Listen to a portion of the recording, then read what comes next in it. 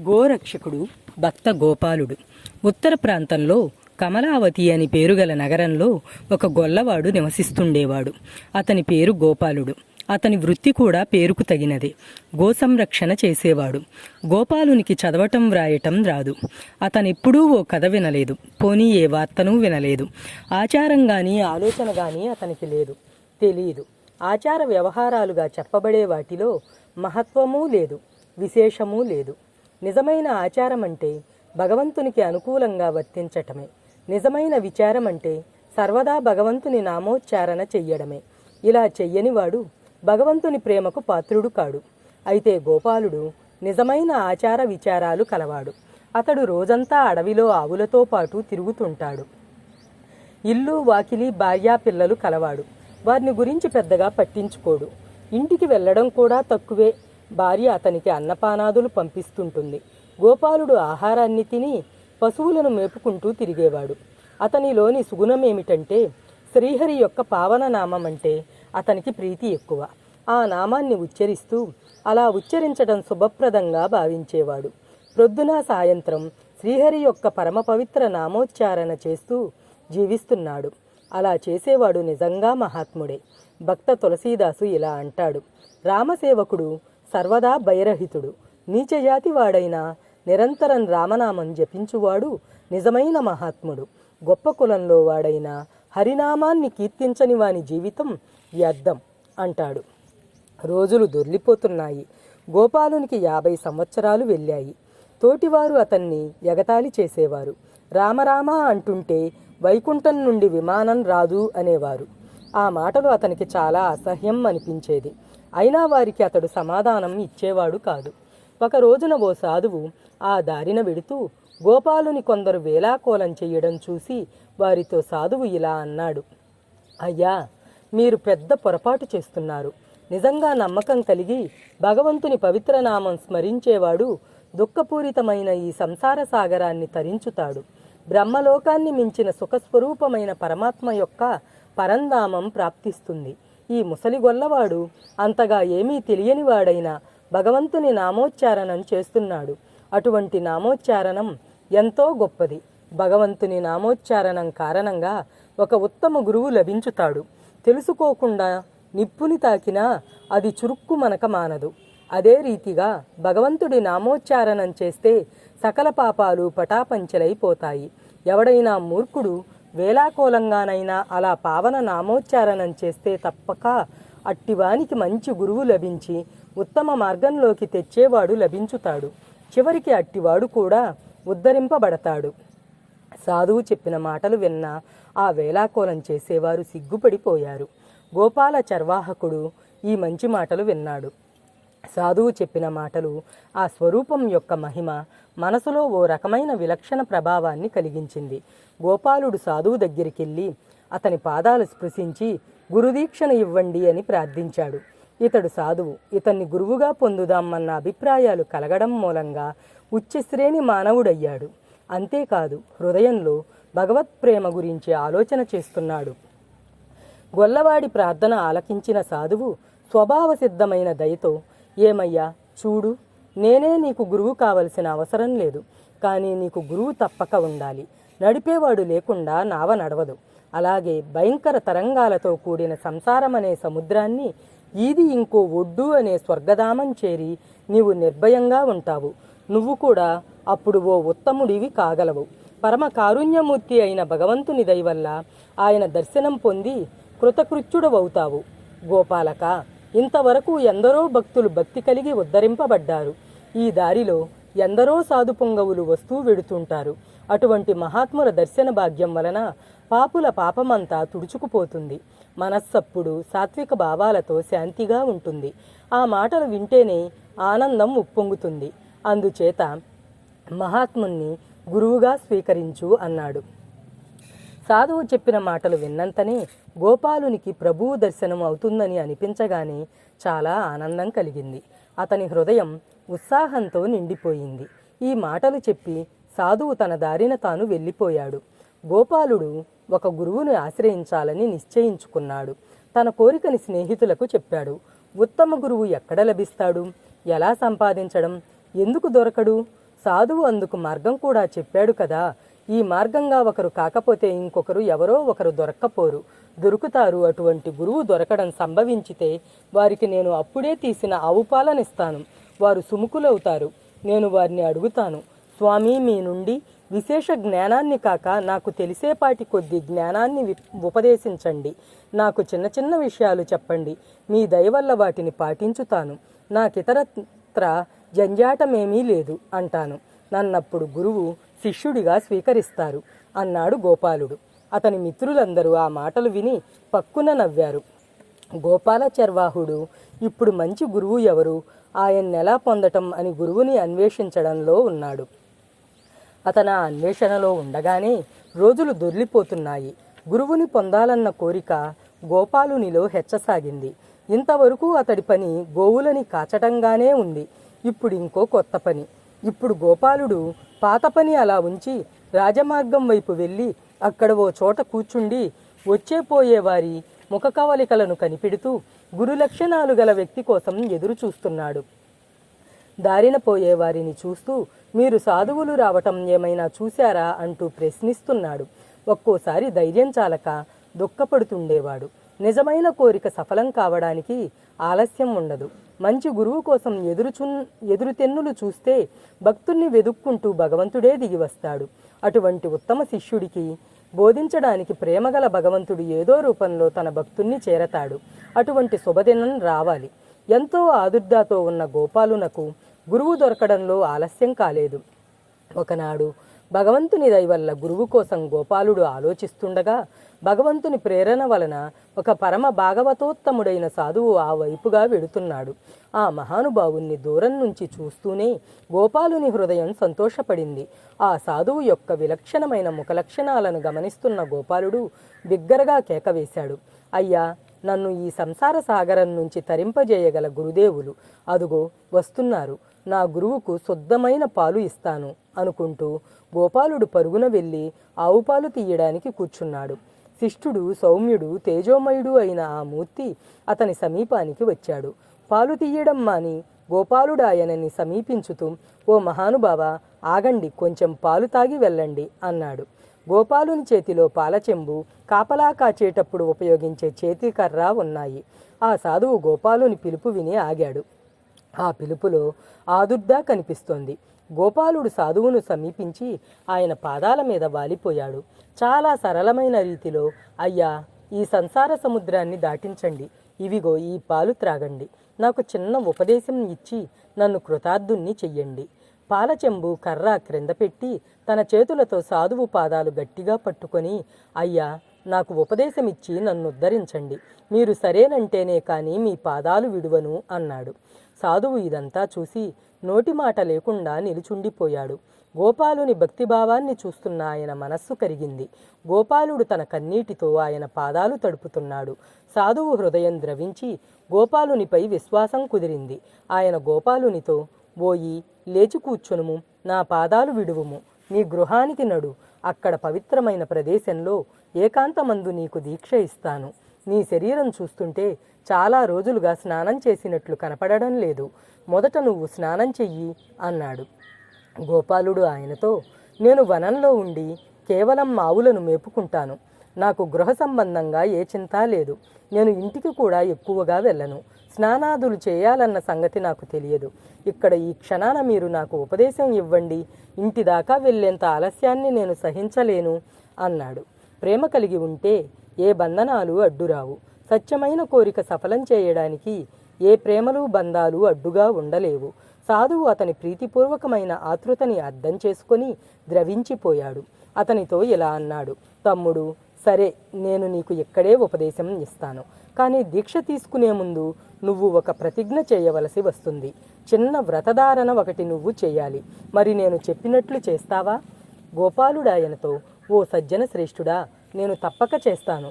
కానీ నేను గొల్లవాణ్ణి స్వామి, నేను చాలా మాటలు పలుకలేను. అందుచేత చిన్న ఉపదేశం, తేలికైనదేదైనా ఎక్కువే. కాబట్టి అతి తేలికైన ఉపదేశం చేయండి. నేను మాట ఇస్తే దాన్ని నిలుపుకోవడానికి నా ప్రాణాలనైనా అర్పించగలను అన్నాడు. గోపాలుని అమాయకపు మాటలకి సాధువు సంతోషించాడు. గోవిందనామాన్ని స్మరించి అక్కడ కూర్చున్నాడు. మానసికంగా ఆసన శుద్ధి మొదలైనవి జరిపి అనంతరం కమండలంలోని నీటిని తీసుకుని గోపాలుని శిరస్సు మీద చల్లాడు. మంత్రాన్ని గోపాలునికి ఉపదేశించాడు. తర్వాత అతనితో, వత్స, భగవంతుడు ప్రతిఘటమందు క్రీడిస్తుంటాడు. నువ్వు తినే ఆహారం ముందు గోవిందునికి నివేదన చేశాక భుజించు. చాలు, ఇది బాగా సాధన చెయ్యి. భగవంతునికి నీ మీద తప్పక దయ కలుగుతుంది అన్నాడు. గోవింద అన్న మాట విని గోపాలుడు సంతుష్టాత్ముడైపోయాడు. ఆ తర్వాత సాష్టాంగ దండ ప్రణామం చేసి ఇలా అడిగాడు, స్వామి, గోవిందుడనే ఆ దేవుడు ఎలా ఉంటాడు? ఆయన దర్శనం ఎలా అవుతుంది? ఈ విషయాలు నాకు తెలిసేలా వివరంగా చెప్పండి అన్నాడు. సాధువు అతనితో, నాయన, ఆ మహాప్రభువు విశ్వమందంతటా నివసిస్తున్నాడు. అయితే నువ్వు సత్యమైన మనస్సుతో చూస్తేనే ఎక్కడ కావాలంటే అక్కడ ఆయన దర్శనం లభిస్తుంది. ఆ శ్రీకృష్ణ పరమాత్మ యొక్క దర్శనం ఎంతో ఆనందదాయకమైనది. ఆయన శరీర ఛాయ నీలవర్ణ శోభితంగా ఉంటుంది. ఆ దేవుని నేత్రాలు వికసించిన తామర పద్మపత్రాలలా ఎంతో నయనానందకరంగా ఉంటాయి. శరత్కాల పూర్ణచంద్రుడి శోభలు ఆయన ముఖమండలమందు కనపడుతుంటాయి. ఒక్కసారి ఆయన దర్శనమైందనుకో, దుఃఖాలన్నీ పటాపంచలైపోతాయి. ఆ శ్రీకృష్ణదేవుని ముఖం అంత ఆకర్షణీయంగా ఉంటుంది. పెదవులు దొండపండు రంగులో అందంగా ఉంటాయి. తియ్యని స్వరాలనిచ్చే పిల్లన గ్రోవి వాయిద్యం పెదవులపై చేత్తో పట్టి మొలలో అందమైన మొలత్రాడు, పాదాలకు మెల్లగా రవలించే మువ్వల అందెలు, హృదయాహ్లాదకరమైన అద్భుత రూపం, పద్మాల వంటి పాదాలు, అవి రంగుపారాయని కలిగినవి. అటువంటి ఆ అందమైన రూపాన్ని స్మరిస్తూ మంత్రాన్ని జపించుతూ ధ్యానించు. హృదయపూర్వకంగా పిలు. ఆయన లేని చోటంటూ ఉండదు. ఆయనకి ప్రసాదంగా పండో ఆహారమో నివేదించు. ఆ ప్రసాదాన్ని తరువాత నువ్వు భుజించాలి. ఇలా చేయడం మాత్రం మరిచిపోకూడదు. ఈశ్వరుని దయవలన నీకు శుభం కలుగుతుంది అని చెప్పి సాధువు తియ్యని పాలు తాగి అక్కడి నుంచి వెళ్ళిపోయాడు. గోపాలుడు ఆ సాధువుకి నమస్కరించి తన గోశాలకి చేరుకున్నాడు. ఈ విషయం భార్యాపిల్లలకు చెప్పలేదు. ఇంతలో అతని భార్య అతని కోసం భోజనం తెచ్చి అతనికిచ్చి వెళ్ళింది. అతనప్పుడు ఆలోచనలో ఉన్నాడు. అతని మనసు సాధువు వర్ణించి చెప్పిన చిత్రాన్ని హృదయ ఫలకం మీద వ్రాస్తున్నాడు. అదే ధ్యానంతో గురువు చెప్పిన మాటలను గుర్తు చేసుకుంటున్నాడు. భగవంతుడు ప్రతి చోటా ఉన్నాడన్న సంగతి జ్ఞాపకం చేసుకున్నాడు. భగవంతుడు అంతటా అన్ని చోట్లా ఉంటే ఎందుకు కనిపించడు? గురుదేవుడు చెప్పిన రూపంలో ధ్యానించి చూస్తాను. ఇలా గోపాలుడు అనుకుంటూ తన భార్య తెచ్చిపెట్టిన భోజన సామాగ్రిని చూశాడు. గురువు చెప్పిన మాటలు గుర్తుకురాగా ఆ భోజన పదార్థాలను ఏకాంతంలోకి తీసుకెళ్లాడు.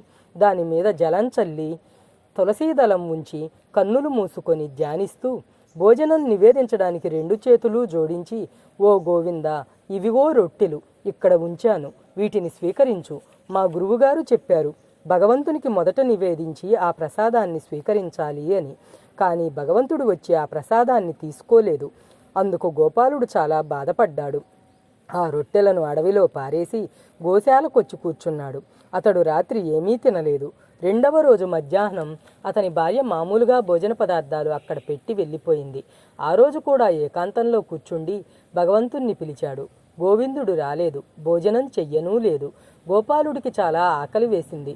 అప్పుడు గోపాలుడు మనసులో ఇలా అనుకున్నాడు, భగవంతుడికి రొట్టెలు నివేదించకుండా తినను. భగవంతుడు ప్రసాదం తినేదాకా నేను ఉపవాసం ఉంటాను అని మనసులో గట్టిగా అనుకుని ఆహారం తినకుండా ఉండిపోయాడు. ఇలా రోజులు గడిచిపోతున్నాయి. అదే ఈనాటి వారైతే గురువన్నా దైవమన్నా ఎక్కువ శ్రద్ధ చూపటం లేదు. సరికదా, భక్తిభావాన్ని విడిచిపెడుతున్నారు. కానీ ఆ రోజులు ఈనాటి రోజులు లాంటివి కావు. ఈ రోజులు ఎలాంటివంటే నేను అనే అహాన్ని ప్రధానంగా చూసుకునే రోజులు. ఆనాటి గ్రామీణుడైన గొల్లవాని హృదయంలో ఎలాంటి కుతర్కానికి తావులేదు. ఆకలిగొన్న వాణ్ణి చూసి చాలా బాధపడేవాడు. అతడు దీన్ని ఓ వ్రతంలా భావించి ఆ విషయంలో చాలా దృఢనిశ్చయం కలిగి ఉన్నాడు. ఇలా అవిచ్ఛిన్నంగా 18 రోజులు గడిచాయి. గోవిందుడు రాలేదు. గొల్లవాడు భుజించనూ లేదు. గొల్లవాడు భోజనం చేయకుండానే ఉంటున్నాడు. 18 రోజులుగా భోజనం చెయ్యని కారణంగా నానాటికి క్షీణించిపోతున్నాడు. కడుపు లోపలికి పోయింది. కన్నులు గుంటలు పడిపోయాయి. మనిషి నిలబడితే వంగినట్లయిపోయాడు. ఇదంతా చూసి అతని భార్య, ఇలా చిక్కిపోతున్నారేమిటి? ఇంత నీరసించిపోవడానికి కారణమేమిటని ప్రశ్నించింది. ఎంత అడిగినా అతడు జవాబివ్వలేదు. ఆమె మాత్రం యథాపూర్వకంగా ఆహారం ఇచ్చి వెళ్ళిపోతుంది. గోపాలుడు ఆ ఆహారాన్ని ఏకాంతంలో కూర్చుని భగవంతునికి నివేదించి ధ్యానించుతున్నాడు. ఏమైనా తన వ్రతం విషయంలో మటుకు చాలా ఖచ్చితంగా ఉంటున్నాడు. అతని ఆలోచన ఏమిటంటే, ఈ ప్రపంచంలోకి వచ్చిన తర్వాత వెనకో ముందో చావక తప్పదు. గురువు చెప్పిన మాట తప్పడం దేనికి? ఆయన చెప్పింది నిజమే. ఇక్కడ చనిపోయినా అక్కడ గోలోకంలో భగవంతుడి దర్శనం తప్పక అవుతుంది. ఏది ఏమైనా గురువు చెప్పిన దాన్ని మాత్రం విడవటం జరగదు అని గట్టి నిశ్చయానికొచ్చాడు. గురువు మాటపై ఎంత శ్రద్ధ అతనికి! గోపాలుడు ఉపవాసాలు చేయడం మొదలుపెట్టి అప్పటికి 27 రోజులవుతున్నాయి. ఒంట్లో గల శక్తంతా తగ్గిపోయింది. కళ్ళు తెల్లబారిపోయాయి. నేడో రేపో అతని లోకం నుండి మరో లోకానికి ప్రయాణమయ్యేవాడిలా ఉన్నాడు. భార్య మాత్రం ఆహారం తీసుకుని వస్తూనే ఉంది. భర్త పరిస్థితి ఆమెకు చాలా విచారం కలిగిస్తోంది. అప్పుడు ఇలా అంది, మీకిప్పుడు ఏమైంది? ఎందుకిలా అయిపోతున్నారు? దీనికతడు జవాబేమీ ఇవ్వలేదు. అయితే నేను ఈ పూట ఇంటికే వెళ్ళను అందామె. దానికతడు సమ్మతించలేదు. భర్త ఆజ్ఞ మీద ఆమె ఇంటికి తిరిగి వెళ్ళింది. ఎంతో అయిష్టంగా కష్టంగా భార్య వెళ్ళటం చూసి అతి కష్టం మీద లేవలేక అతడు లేచి ఆహారాన్ని ఏకాంతంలోకి తీసుకువెళ్ళి ఎప్పటిలాగే భగవంతుని ధ్యానించి కూర్చోకుండా భగవానుని పిలవసాగాడు. ఒంట్లో నీరసం బాగా ఉంది. శక్తి లేదు. బలం తగ్గిపోయింది. ప్రార్థన చేయసాగాడు. మనసులో ఇలా అనుకుంటున్నాడు, ఓ ప్రభు, ఇదే నా ఆఖరి ప్రార్థన అని నమస్కరించసాగాడు. అతనిలో శ్రీహరిని చూడాలన్న ఉత్కంఠ ఎక్కువయింది. మనసులో వ్యాకులత పెరిగింది. హృదయంలో నుండి గోపాలుడు శ్రీహరిని పిలవసాగాడు. ఆ పిలుపు శ్రీహరి యొక్క అంతరంగంలో ప్రవేశించింది. ఇంక శ్రీహరి ఎలా దాగి ఉండగలడు? తొందరగా గోపాలుని ఎదుట ప్రత్యక్షమయ్యాడు. భగవంతుడి సుందర రూపం గురుదేవుడు చెప్పిన మాదిరిగానే ఉంది. ఆయన పీతాంబరాలని ధరించి ఉన్నాడు. ముఖం ఎంతో మనోహరంగా ఉంది. ఆయన శరీరమంతా కాంతిపుణ్యంతో ఒప్పుతోంది. ఆయన హస్తపద్మంలో మురళి ఉంది. కోటి ప్రబల కాంతులతో ప్రకాశిస్తున్న ఆయనను చూసి గోపాలుడు ముగ్ధుడైపోయాడు. గోపాలుడు అప్పుడు పొందిన ఆనందానికి అంతులేదు. గోపాలుని నీరసించిపోయిన శరీరంలో ఓ రకమైన జాగృతి కనపడింది. అతనిలో ఓ నూతన చైతన్యం పొడచూపింది. అతనొక్కసారిగా భయభ్రాంతుడైపోయాడు. ధ్యానంలో ఏ రూపాన్ని భావించాడో అదే రూపం కన్నుల ముందు సాక్షాత్కరించింది. కనులు మూసినా తెరిచినా అదే రూపం. అతని హృదయంలో ఆనందం సముద్రంలా పొంగింది. అతని కళ్ళ నుండి ఆనంద బాష్పాలు కారసాగాయి. వెంటనే గోపాలుడు భగవంతుని పాదాలపై పడ్డాడు. శరీరమంతా పులకరించిపోతోంది. అతని కన్నుల నుండి కారిన నీరు ఆ స్వామి పాదాలను తడిపింది. నోట మాట రావడం లేదు. భగవంతుడు అతన్ని లేవదీసి తన కరకమలాలతో అతని కన్నీటిని తుడిచాడు. భగవంతుని కనుల నుండి అమృతధారా ప్రవాహం అతని మీద పడుతుండగా, చూడు గోపాల, ప్రేమతో నువ్వు నివేదించిన ఆహారాన్ని తింటున్నాను. నేను భక్తి ప్రేమలతో అర్పించిన అన్నాన్నే తింటుంటాను. భక్తుల భక్తియే నాకు ఆహారం. ఎప్పుడూ నా ఆకలి తీరి నా కడుపు నిండుగానే ఉంటుంది. ఈ పైన నీకెలాంటి బాధలుండవు. భార్యాపిల్లలతో సుఖంగా ఉండు. మరణానంతరం గోలోకానికొచ్చి సుఖంగా ఉండవచ్చు అన్నాడు. గోవిందుడి మాటలు చెప్పి అంతర్ధానమయ్యాడు. గోపాలునికింకా ఏదో చెప్పాలనే ఉంది. కానీ అతని నాలుక పలుకలేక గొంతు మోగబోయింది. భగవంతుడు ఏ దిశగా అంతర్ధానమయ్యాడో ఆ దిశకే గోపాలుడు చూడసాగాడు. భగవంతుని అంతర్ధానాన్ని గోపాలుడు సహించలేకపోయాడు. ఏడ్చాడు. తర్వాత ఎలాగో గుండె రాయి చేసుకుని ఆ మూర్తిని దర్శించినందుకు ఎంతో సంతోషపడుతూ ఆయన భుజించిన శేషాహారాన్ని గోపాలుడు భుజించాడు. భగవంతుని ప్రసాదం తింటుంటే అతనిలో ఎంతో శాంతి, ఆనందం కలిగాయి. ఆ ప్రసాదం తింటూ తన గురువుని తలుచుకుని ఆయన సుగుణాలను కీర్తించాడు. అతని ముఖం నుండి జయగోవింద జయగురుదేవ జయగోవింద గోవింద అన్న మాటలు వెలువడజొచ్చాయి. భోజనం పూర్తయింది. 27 రోజుల ఆకలి శాంతించడం కాదు, జన్మ జన్మాంతరాల ఆకలి దప్పులు శాంతించాయి. ఇదంతా గురు కరుణా కటాక్షం వల్లనే జరిగింది. తన ఏకాంతత, శ్రద్ధ మూలంగా పరమకారుణికుడైన దేవదేవుడైన గోవిందుని దుర్లభ దర్శనం చేసుకుని గోపాలుడు జీవితాన్ని సార్థకం చేసుకున్నాడు.